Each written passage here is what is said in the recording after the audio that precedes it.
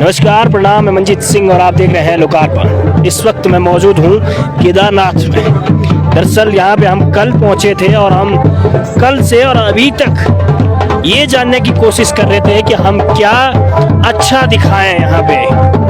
दरअसल मेरे हाथ में आप ये एक पैकेट देख रहे होंगे। दरअसल इसकी फोटो भी आप मैं वीडियो में दिखाऊंगा। ये एक प्रसाद हुआ करता था कभी केदारनाथ भगवान के लिए। कैमरामैन से कहूँगा सबसे पहले आप इसमें थोड़ा फोकस करने की कोशिश करिएगा। यहाँ पे एक महिलाओं की फोटो इस पे लगी है। मैं इस पूरे मामले की अगर बात करूं संक्षिप्त में, उसके बाद मैं इन प्रसाद व्यवसायियों से भी बात करूंगा।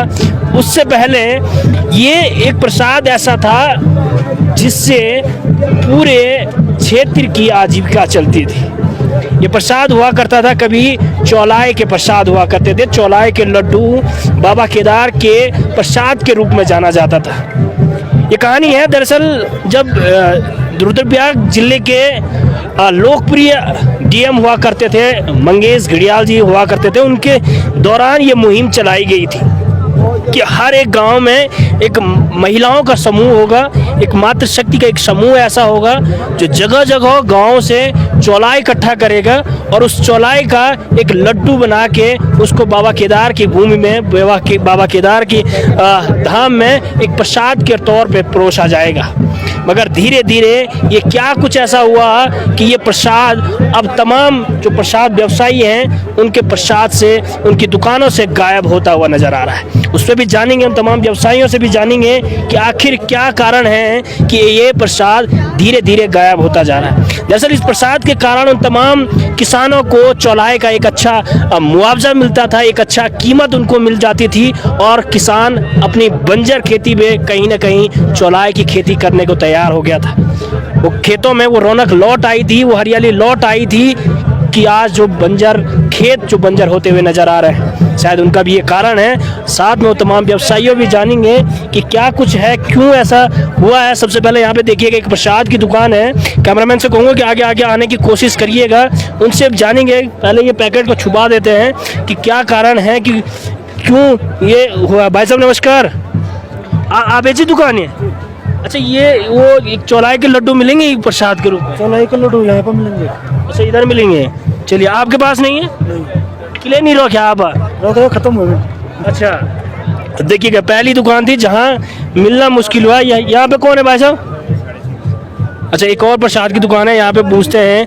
भाई साहब नमस्कार, ये चौलाई लड्डू भेजी ना आप? चौलाई के लड्डू तो अभी खत्म हो रहे सर। अच्छा, कथा टाइम पर खत्म हुए? ये हो गए 10 दिन करीब हो गए। अच्छा, रो क्या रहा क्योंकि अब माल नहीं आएगा ना, ब्लास्ट सीजन है। अच्छा, इसलिए अब वो तो 620 पीस की पेटियाँ आती है। अब इतना जाएगा नहीं, फिर डैम्प हो जाएगा, इसलिए मंगाने। चलिएगा। अब दरअसल ये खबर हम इसलिए कर रहे हैं क्योंकि जब आप रुद्रप्रयाग से ऊपर आएंगे तो जगह जगह बड़े बड़े होर्डिंग आपको नज़र जरूर आएंगे कि जिला प्रशासन रुद्रप्रयाग चौलाई के लड्डू बनाकर मातृशक्ति को आत्मनिर्भर बनाने की कोशिश कर रहा है। मगर जब धरातल पे हम पहुंचे और प्रत्येक प्रसाद की दुकान में हम बात करने के लिए कह रहे हैं तो उन दुकानों से चौलाई के लड्डू गायब है। जबकि जिलाधिकारी मंगेश घड़ियाल जी के दौरान पे ये इलायची के जो दाने हैं, जो लीची दाना, ये वाइट दाना है, वो गायब था। मगर धीरे धीरे इस लीची के दाने ने पांव पसारे और कहीं ना कहीं चौलाई के लड्डुओं को दरकिनार कर दिया गया। इधर भी एक और व्यवसायी है, उनसे भी जानेंगे कि आखिर क्यों नहीं रखा हुआ है वो चौलाई का लड्डू। भाई साहब नमस्कार, स्वागत है आपका लोकार्पण में।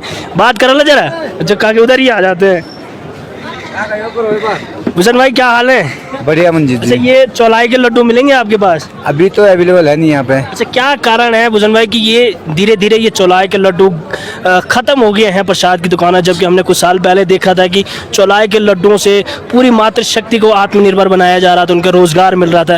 लेकिन वापस धीरे धीरे से ये लीची दाना ने अपनी जगह बना ली और जो हमारा जो प्राकृतिक उत्पादन था, जो हमारा लोकल उत्पाद था, वो खत्म होता हुआ नजर आ रहा है।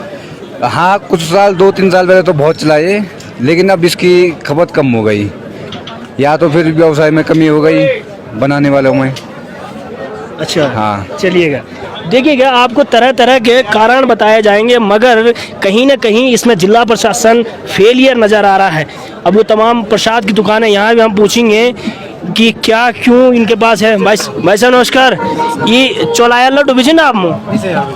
टाइम पहले हुए खत्म होएगी नहीं, बहुत जल्दी हो लगभग ये 5वीं दुकान हमारी है और यहाँ भी चौलाई के लड्डू आपको नहीं मिलेंगे। और आप जहाँ जहाँ जिस प्रसाद की दुकान में आप जाएंगे वहाँ चौलाई के लड्डू खत्म होते जा रहे हैं। ये खबर इसलिए भी ज़रूरी है क्योंकि ये चौलाई के ऊपर पूरा जो लोकल व्यवसाय था वो चल रहा था। वो तमाम मातृ शक्तियों को एक रोज़गार मिल रहा था, एक आय का साधन अपने घर में मिल पा रहा था। वो तमाम किसानों को एक चौलाई की अच्छी कीमत मिल पा रही थी। वो जो बंजर खेत जो खेत बंजर होते हुए नज़र आ रहे थे वो कहीं ना कहीं आबाद हो रहे थे।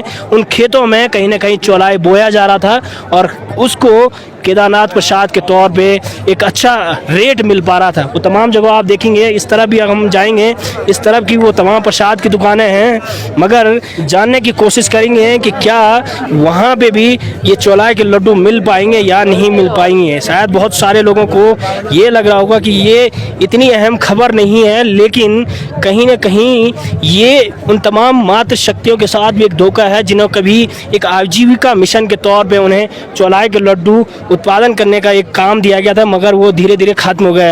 एक और भाई साहब हमारे साथ है। भाई साहब नमस्कार। ये चौलाई के लड्डू मिलेंगे आपके पास? चौलाई के लड्डू तो है नहीं। अच्छा, किले हुए नहीं? शायद बनना थोड़ा कम हो गया है। अच्छा। शायद से। अब देखिएगा, इनका कहना है कि जो प्रोडक्शन है, जो उत्पादन है वो कम हो गया है, मगर जहाँ तक हमारी जानकारी में है उन मातृ शक्तियों का भी यही आरोप है कि उनकी खपत कम होगी, व्यवसाय इनको खरीद नहीं रहे। क्यों? क्योंकि जिला प्रशासन इस मामले में सख्त नहीं है। क्या एक वक्त वो भी था जब जिलाधिकारी मंगेश घड़ियाल के टाइम पे ये लीची दाना जो वाइट लीची दाना है ये पूरा बंद कर दिया गया था, लेकिन कहीं ना कहीं लोकल उत्पाद को बढ़ावा देने की कोशिश की गई थी, लेकिन अब ये धीरे धीरे खत्म हो। भाई साहब आपकी दुकान है?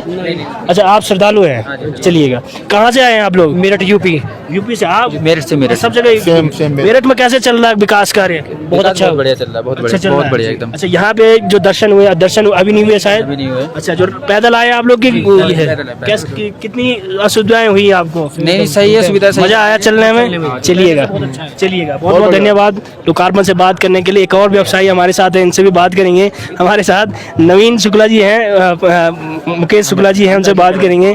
शुक्ला जी, ये एक चीज़ हम जानने की कोशिश कर रहे थे कि एक जो पहले कुछ साल पहले हमने देखा था एक चौलाई का लड्डू बड़ा अच्छा चलता था, वो अब खत्म होता हुआ नजर आ रहा है। क्या कारण लगता है आपको? अब उसकी खेती नहीं हो रही है पहाड़ों में, बंदर और सुअर ने बर्बाद कर दिया है उसको। अच्छा, इस वजह से अब मैच दाना बचा है खाली। देखिएगा, ये वो इलायची दाना है, वो आपको दिखाने की कोशिश करेंगे।